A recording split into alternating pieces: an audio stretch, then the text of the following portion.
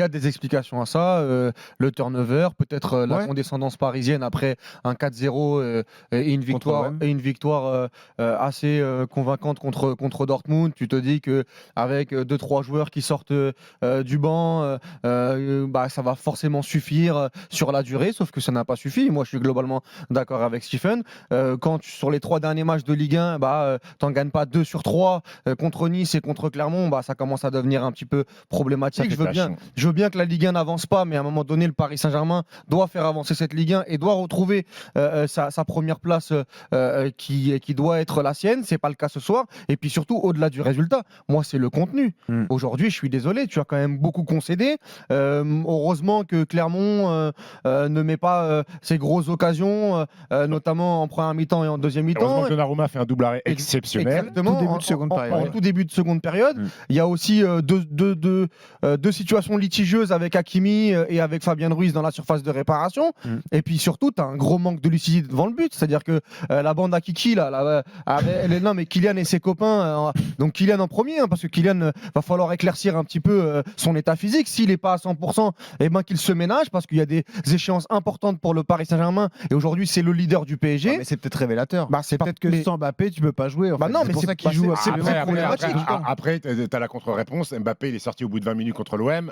Ça fait 4-0. Dans quel état, les gars. Enfin là, tu joues Clermont. Tu vas pas me dire que Clermont est une meilleure équipe que l'Olympique de Marseille. C'est très grave quand même de se le dire ce soir. Le contexte est complètement différent. Ok. Parce que c'est un contexte de classique. Mais même si ça arrive, Benoît, c'est pas normal. C'est pas normal de se dire que si Mbappé il est à 60% ou 70%, il doit forcément jouer. Tu as des solutions.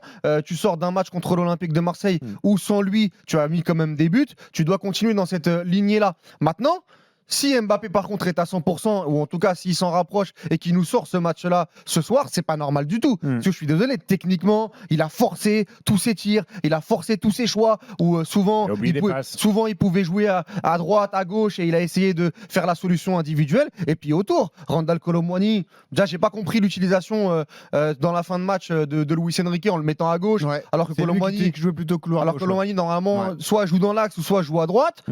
J'ai pas compris Ousmane Dembélé qui lui aussi devant le but à un moment donné, il va falloir qu'il mette ce premier but avec le Paris Saint-Germain. Je veux bien la première passe D contre l'OM, mais là il va falloir qu'il soit décisif. On parle d'Ousmane Dembélé quand même. Exactement. On va pas se contenter d'une passe D. Exactement. Et au milieu de terrain, tu te rends compte que sur les transitions, sans Ugarte, Ruiz Vitinha, c'est ce que j'allais dire. Ça met aussi en lumière des manques dans cet effectif. On a parlé de l'arrière gauche parce que malheureusement Nuno Mendes s'est fait opérer en Finlande, il sera absent de nombreux mois. C'est Marquinhos qui jouait arrière gauche cet après-midi. C'est pas concluant parce que c'est pas du tout son poste. Ruiz Vitinha, c'était pas convaincant non plus. Fabien Ruiz est encore passé à côté de son match. Gentil. Il y a des manques dans cette équipe parisienne quand même. Encore une fois, Fabien Ruiz, un gentil garçon. Quand on le dit, avec Carlos Soler, sont des joueurs yaourt nature qui apportent très très peu de choses. Très peu de choses. Yaourt nature avec deux petites granules. Là, c'est pas du sucre, les petites granules. Non, mais avec les agrumes, avec les agrumes. Et aujourd'hui, on l'a encore vu dans les transitions. Moi, je veux bien. Clermont a fait un match formidable. Moi, je les avais vus au Havre la semaine dernière aussi. La défaite de Clermont avait été quand même. Ils auraient pu aller chercher un match nul. Cette défaite face au Havre, ils avaient concédé des grosses erreurs et c'est grâce à ça que le Havre avait marqué en début de match. Sur les 10 premières minutes, mais sur la fin de match, ils avaient eu des spots pour égaliser. Mais ça reste Clermont. Clermont, t'as mis en difficulté sur beaucoup de transitions.